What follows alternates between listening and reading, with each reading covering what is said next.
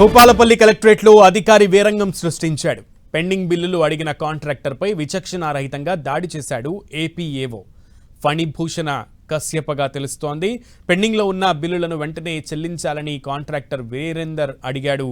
దీంతో కోపంతో రగిలిపోయిన అధికారి ఫణిభూషణ కశ్యప కాంట్రాక్టర్పై దాడికి పాల్పడ్డాడు. అధికారిపై కలెక్టర్కు స్థానిక పోలీసులకు ఫిర్యాదు చేశారు కాంట్రాక్టర్.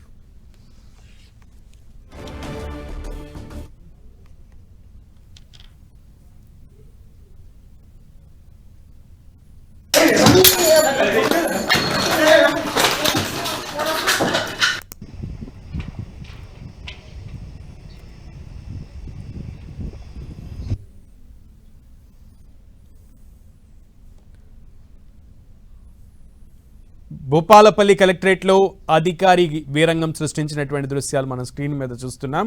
ఏపీఏఓ ఫణిభూషణ కశ్యపగా అధికారులకు కాంట్రాక్టర్ ఫిర్యాదు చేశాడు. ఫణిభూషణ కశ్యప పెండింగ్ బిల్లులను చెల్లించాలని అడగడంతో కాంట్రాక్టర్పై విచక్షణారహితంగా దాడి చేసినటువంటి అధికారి తీరును ఇప్పుడు అందరూ కూడా విమర్శిస్తున్నారు. అటు కలెక్టర్కి కంప్లైంట్ చేసినట్లుగా తెలుస్తోంది. దాడికి గురి కాబడినటువంటి కాంట్రాక్టర్. మరింత సమాచారం మా ప్రతినిధి కేకేని అడిగి తెలుసుకుందాం. కేకే, భూపాలపల్లి జిల్లాకు సంబంధించినటువంటి కలెక్టరేట్ లో కలకలం రేగింది. అధికారి తన కార్యాలయానికి వచ్చినటువంటి కాంట్రాక్టర్ పైన దాడి చేసినటువంటి ఒక వీడియో వైరల్ కావడం అనేటువంటిది ఇప్పుడు ఆసక్తికరమైనటువంటి చర్చ జరుగుతోంది.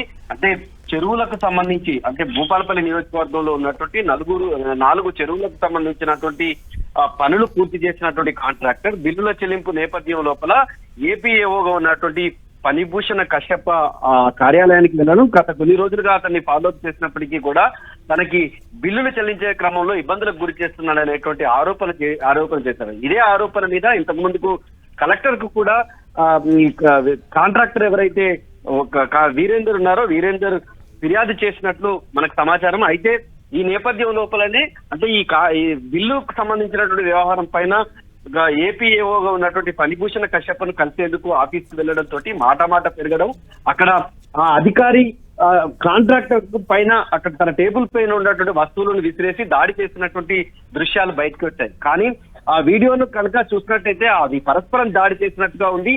అక్కడ ఉన్నటువంటి ఎవరైతే అధికారి ఉన్నారో అధికారి దీనిపైన నోరు మెదపకపోవడం, దీనిపైన క్లారిఫికేషన్ ఇవ్వకపోవడం వల్ల మొత్తంగా కూడా ఏం జరిగింది అనేటువంటి ఒక ఆసక్తికరమైన చర్చ జరుగుతుంది. కాంట్రాక్టర్ ఇప్పటికే ఆ కాంట్రాక్టర్ ఫిర్యాదు మేరకు పోలీస్ స్టేషన్ లో కూడా కేసు నమోదైంది. పరస్పరం ఫిర్యాదు చేసుకున్నారా, లేకపోతే అక్కడ ఉన్నటువంటి కార్యాలయం లోపల అధికారిని కాంట్రాక్టర్ మధ్య జరిగిన వ్యవహారం ఏంటి అనేటువంటి దాని మీద ఇప్పుడు ఆసక్తికరమైనటువంటి చర్చ జరుగుతోంది. ఓకే.